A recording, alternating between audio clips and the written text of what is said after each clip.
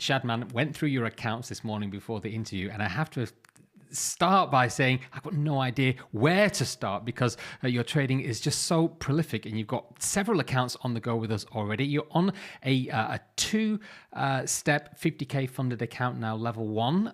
Amazing performance, a $3,760 payout on its way to you very, very soon. Where do we start with this? I suppose my first question is, I wouldn't normally start with the asset classes, but you are crypto through and through, and you've done particularly well trading Zcash. Why crypto? What is it about that that's really so appealing to you? I think crypto, just the liquidity behind it and the actual price movement, the price action really appealed to me, especially from dealing with crypto on my personal assets back in early 2020 or on COVID. It really helped my capital grow. And I feel like being accustomed to that, it really motivated me to take charge and make educated trades and try to guess where the price action would fall, especially Zcash right now.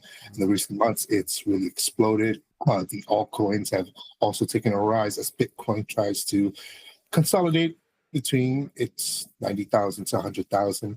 I see more actions happening in Ethereum, Zcash, XRP. I would say the top 5 coins right now. So I feel like it's their time to shine, and I'm trying to get ahead of the market and see what I can do. How much of that is feeding into your decision making in terms of your trading? Because you've got gold on there as well, which is obviously a very popular instrument. But do you feel that there's an advantage to really understanding as much detail as possible in the actual coins? Because Zcash is a rare coin, and all those privacy coins, they have gone up as well. Dashcoin is another one, which is a really old coin as well. How much is that helping you in your actual trading, do you think? I would say it's helping me a lot, especially since understanding the coin, especially how long the coin has been active in the past few years, how it goes through its cycles, especially the bullish runs. I feel like understanding their support levels and key resistance levels, all of those are the factors that really come into my trading plays as far as where to target, how much to risk, and managing all these factors, especially on the outlook. I do trade gold, but that's usually on the weekdays, and over on the weekends, I see a lot of movement on the crypto side, and that's where I sort of try to experiment and see where my best place would be. And what do you think about the division between you trading the CFD prices on the cryptocurrencies versus being someone who is actually buying and owning the coins and maybe exchanging those on an exchange itself? Do you feel there's a big difference between the two? Because you're intraday pretty much through and through, so you've got to be very, very sharp on the trigger. Yes, especially I feel like there is a disparity as far as let's say carrying it from an intraday perspective rather than let's say in 2020 I was basically buying the coin wholesale and then holding on for months on end, where as an intratrader it's a little harder to do that. But right now the crypto market can be a little bit more stable over the weekends as it has sort of price levels that it wants to reach, and identifying those price targets and really understanding the movement as it goes, especially if it's a sharp downturn or a sharp upturn. It really depends on economic factors and what's at play. Yeah, I mean, there's a lot of flexibility as well in trading those cryptos as well, because like you say, you're trading over the weekend as well. So you do have that ability to stretch as you're trading however you like. You're not governed by a particular stock market open or anything like that. Give us a little bit about, before getting onto the accounts itself, give me a little bit about your background. How long have you actually been involved in markets?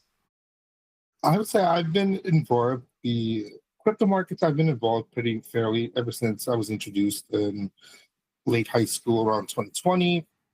I started investing into altcoins, Ethereum, XRP, Ethereum Classic, just the top 10 coins on hold in a crypto wallet and letting it grow as time goes on. Really trying to reinvest in dollar cost average over the time. As for the Forex market, I believe I started in early August, end of August, trying to see how that trading aspect would go because I was very interested in just a lot of potential behind that, especially when I came across gold. I really fell in love with the instrument. I saw certain indicators, certain key strategies that really made sense in my mind and how it flows. And I feel like using that and adjusting to that as far as dealing with the market structure, dealing with slippage, dealing with all these various factors. I can create my own path to financial responsibility, financial risk, and financial profitability. And yeah, and interesting when you've moved into gold as well. Do you find that there's from a trading perspective, there's you can apply exactly the same mechanical methodology to your crypto trading as you would on another market like gold? Why that move into gold is because it's just so popular elsewhere? Did you see some sort of similarities? I would say I did see a few similarities as far as, let's say, key levels in support and resistance. I know that gold has hit a recent new high, so that's sort of unfounded. And relatively with crypto has relatively no ceiling because it has the potential to go further and further. Like Bitcoin can go up to 200,000. We may never know, but like it really depends on the market and how the market pushes that. I know that when it was in 2020 and Bitcoin was struggling to reach 40,000 or 60,000, and a month later it did just that. So with gold, it's similar to that. I feel like gold can go up to 4,500 or can go up to 5,000 by the end of the year, or by the end of next year. But hopefully I'll be around to catch that. Yeah, no, we're starting to run out of time for the end of this year, but yeah, there are some big calls from some big institutions as well about the price of Bitcoin, where that could end the year, and also the gold as well. So yeah, if you're a long-term holder as well, it's clearly something that's going to be working in your favor. Your accounts themselves, obviously you had a $50,000 two-step account. That's evaluation and then verification and then into the funded. The balance of statistics looks to me pretty similar across both evaluation and verification. We're working with around about 66% win rate, so your hit rate is particularly good. Your average win round about $650 and your average loss $450, so that's kind of working for you as well. Everything is intraday. Your longest trade on evaluation was 11 hours and then much shorter on the verification. Did you find a big difference between the evaluation and the verification? Did you have to alter anything at all, or we just replicated the same thing? I replicated the same thing. It was a little easier for me to do the evaluation by just replicating what I was doing, having managed my risk and cutting my losses shorter than I'd like whenever it came across, and having that risk to reward about 1 to 2 ratio. What is it specifically about the two-step that appealed to you? Because instant funding is a massive thing for FTUK. Yes, instant funding. I initially had an instant funding account. That's how I started off with FTUK. Some days I might have a little more of a better day. Some days I wouldn't have that much of a great day. The two-step really offered me an ability to really test myself, discipline myself, use certain skill sets, and use certain factors to be consistent throughout the steps, regardless of the profit target or the risk. I can maintain myself throughout the steps. And when I reach that funded account, I can be disciplined, be consistent, and reach my profit without any issues that arise. I feel like those additional days to really focus and mature as a trader. Yeah, it's good. And also in the two-step, you got a static drawdown as well, which just gives you an extra bit of comfort, a bit of extra room on the account without needing to worry about what's happening at the back end. So yeah, it's a fantastic performance. Just a quick note on your funded account that you've now got the payout on. I mean, it's beautifully put together. We're working with the same kind of instruments. A few more trades as well, 50 trades in total on that account. But I do have to ask you about the dip down in equity. You've not had any dip down in equity across your evaluation and your verification, but as soon as you became funded, there was a period around about the 21st of November where you did have to suffer a drawdown, because as I was going through the accounts, I think there's no drawdown on this account, and then I saw it on the funded account. So tell me what changed, what actually happened there, and then how did you recover? Yes, so I believe that time I was in XRP, and I did take a larger loss than intended. I think my stop loss was around $600, and then the slippage actually caught me down to $800. And as soon as I saw that was a red flag, I distanced myself from that symbol. I made sure that I wouldn't trade for the day, because I did have a tendency in the past, like all traders, to revenge trade or get emotional, and I tried to detach myself and move on to the next day, see what I could do to be better, see what options were in the market, and really understand, like, not every day is going to work out for me. I understand that. And in my mind, I did have a plan, since, let's say, I think XRP was going down for a bit. I think it was on its third red day, and I put in a buy, thinking that it might recover a little bit, but unfortunately, it kept on going down. I mean, that's crypto. I can agree with the market. I can't fight the market. I'll let it be. But being able to understand that I can't control the market, I will let it be, and then I sort of just move on and just see where I can take my next trades. That's a really interesting point, because that recovery area is usually the make or break point for most people, where it will either all completely fall apart and they'll blow the account up, or they're able to sort of take themselves out of the market, take themselves out of the moment, and being able to reset. How have you managed to sort of like conquer that process? Is it just a case that you've got friends and family that would just wrench you away and sort of turn your computer off for a couple of days, or have you developed that discipline to do that yourself?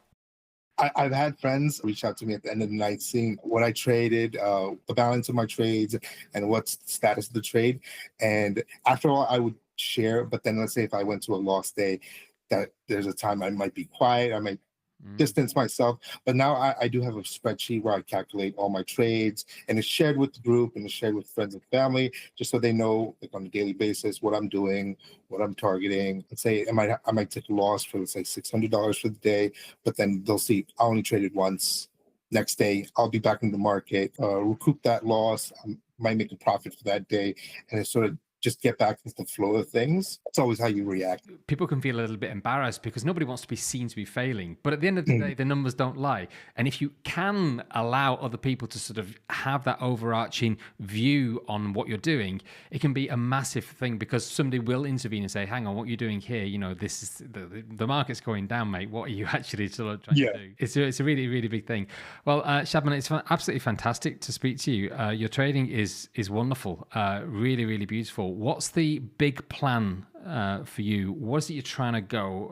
Where are you trying to achieve? Where is it you want your trading to actually take you? That's relative to what FTUK offers. Like, as far as the scaling plan, I was very interested in, like, the different levels, and I feel like there's so much potential in that, especially if you're being consistent on a daily basis or on a weekly basis. The end goal would be financial freedom, I would say.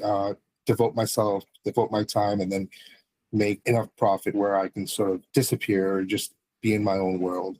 Yeah, no, it's a good thing, and the scaling plan is designed specifically to allow people to get where they want to go if they're able to put in the right kind of performances. So, wish you all the best with it. You're operating out of New York. I was just curious, because we just launched futures products, and futures is a massive market over in the States side of Chicago and New York.